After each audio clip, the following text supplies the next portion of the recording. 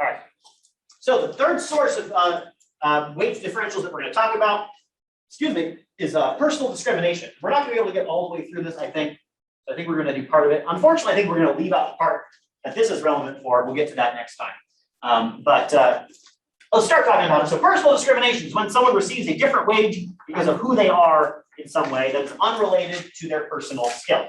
This can be across all sorts of different aspects, right?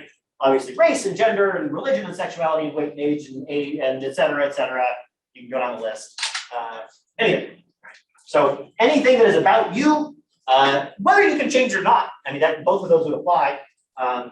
If that changes your wage, but does not, but in a way that's unrelated to your actual skill as a worker, that is a form of personal discrimination. So economists tend to talk about two different main kinds of personal discrimination because they work in very different ways. One is taste-based discrimination, which is, you can also sort of think of as being prejudice, right? Someone does not like a certain group of people, and so there's going to be some sort of labor market discrimination against that group of people because of that distaste. The other kind is called statistical discrimination, which you can sort of roughly map onto the idea of systemic discrimination. It's not really the same thing. But what this sort of boils down to is not so much not liking a group of people, but expecting that they have certain qualities. Sort of stereotyping is one way of thinking about this. So both of these can lead to wage differentials, where group X either gets paid more or less than you'd expect based on their skills alone. So we'll talk about taste-based discrimination first, and then I think we'll break after that. So taste-based discrimination is based on personal preferences against certain groups of people, or I guess for certain groups of people. You could go either way. It can come from any source. It doesn't necessarily need to be the employer themselves. It can be any source of the distaste. It could, for example, it could be the employer. Henry Ford is a great example. Was not a fan of Jews. Was an inspiration for Hitler. Is not going to hire a whole lot of Jews at his factories when he was alive. So you can imagine how that would lead to wage discrimination against Jewish people, right? You can't get hired if you live in Detroit. At the time when Henry Ford was alive and running the Ford factories, and you wanted to work in the auto industry, you're going to have a hard time doing it. But it doesn't necessarily have to come from the employer. It could, for example, come from other employees. If the other employees that you already have don't like a group of people, then you're not going to be able to hire that group of people without making all your other employees mad. For a long time, a lot of white employees would not have been willing to work with black people. If you hired black people, all your white employees were going to get mad at you, and so if it's their, so you would bow to their tastes, right? That would be the profit maximizing thing to do. It could also be the customer's prejudice. So it could be that customers prefer going to businesses that hire certain types of people. So one example of this is lingerie stores. Lingerie stores tend to be more likely to hire women, partially because the customers of these stores often be more comfortable buying their own lingerie from, lots of different examples of all these. We're not going to go into the whole long list. So in all these cases, employers are only going to be willing to hire the group that is being discriminated against in a couple of cases.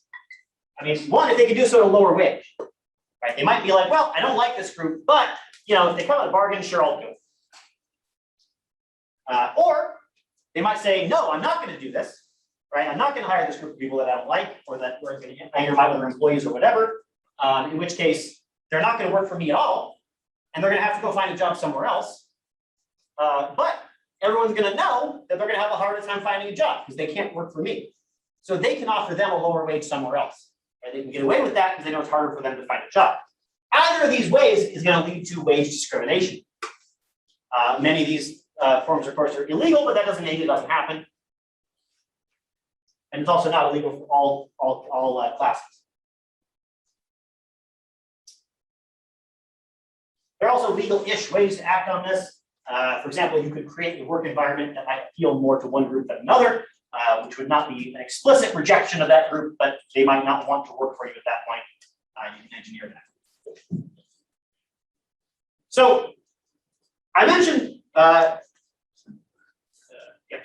you can imagine why this might lead to wage differentials. As I said, you're not going to be willing to pay them as much, or they're going to have to be working in a tighter labor market because they can't work everywhere.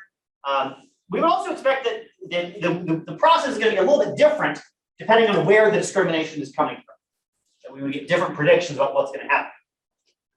Employer prejudice is pretty straightforward. They don't want to hire a group of people, so they're not going to do it unless they get a big discount.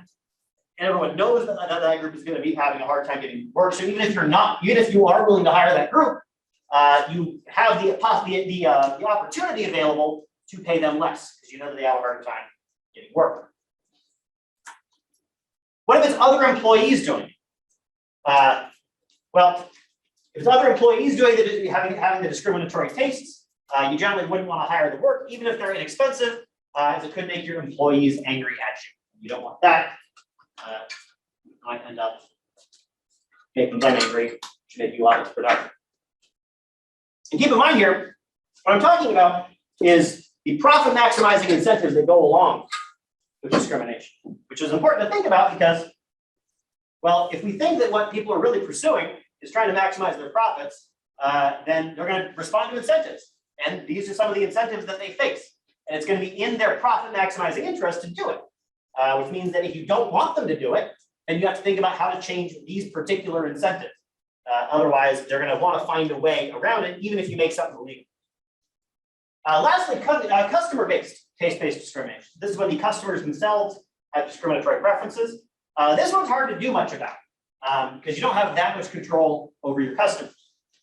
So it's also unlikely that customer-based discrimination is centered only at one firm, right? If customers don't want to go and see a particular group of people at your company, they probably don't want to see it at any company, which would make it hard for that group to get hired anywhere. It's not just that they can't work for you and they have to go somewhere else. They're going to have a hard time getting a job anywhere. So it's not like work, you're going to just find a different place in the same industry that has less discrimination. They're probably all going to have discrimination in them. So there is a bright side to this, which is this, that if the labor market is competitive, if the discrimination is coming from the employers or the other employees, it is an unprofitable thing to do. Which is a bright side, one, because it feels a tiny sliver of a bit like justice. And then two, because it suggests that this behavior is, because it's unprofitable, we would expect it to go away in the long run, assuming that the market is competitive. So think about this. Imagine you have two different kinds of companies, some of which have discriminatory preferences either among their employers or the other employees, and some which don't. We have two different kinds of companies. As long as you have some companies that do not discriminate, what's going to happen? Well, these discriminatory companies aren't going to hire any of the discriminated against group. And that group is then going to have to go look for a job at the non-discriminated company, which means that this company is going to have a wealth of people to hire who are basically willing to work below what they're worth, which is going to be very profitable for them. It's going to drive the discriminators out of the market because they're intentionally turning down employees who would be good for them. Right? They're going to get outcompeted by the people who are not restricted in such a way. And this does happen. So here's an example of a study. This was what's called a resume audit study where they send out a bunch of fake resumes with randomized elements to them so you can really isolate which parts of a resume hirers tend to respond to. And so what they did in this paper was this. So they sent a bunch of random resumes where they randomized the name of the person on the resume. And they chose names that were very stereotypically associated with different races. And so what they looked for is if the names that were stereotypically associated with Black people got lower response rates to the resume. And again, these are the exact same resumes. So the exact same level of education, the exact same work history, the exact same everything else. These are all fictional resumes. The only thing that's different is the name at the top and whether it sounds like a white person or a Black person. Okay? So they saw, based on these resumes that they sent out, that some companies were going to be a lot less likely to respond to a name that sounded Black, and some companies didn't really care. Then they followed up on those same companies, it was 10 years later, 6 years later, and they saw how many of them went out of business. And what they found is that the companies that were more likely to discriminate went out of business at almost twice the rate that the companies that did not discriminate did. This is exactly what you predict from the taste-based discrimination view. If there's a competitive labor market, these companies who are not willing to hire perfectly skilled workers are going to lose out to these companies who are willing to hire those people because that's just the profit maximizing thing to do, which means that over time, you expect fewer of these businesses in the industry if they lose out. That's the silver lining. Granted, there are some caveats to this silver lining. One, this only works if it's employer or other employee-based discrimination. If the customers are the source of the discrimination, then unfortunately the profit maximizing thing, if not the ethical thing to do, is to kowtow to that discrimination. Next, it only works if the labor market is at a competitive equilibrium. If the labor market is not competitive, then none of this is going to happen.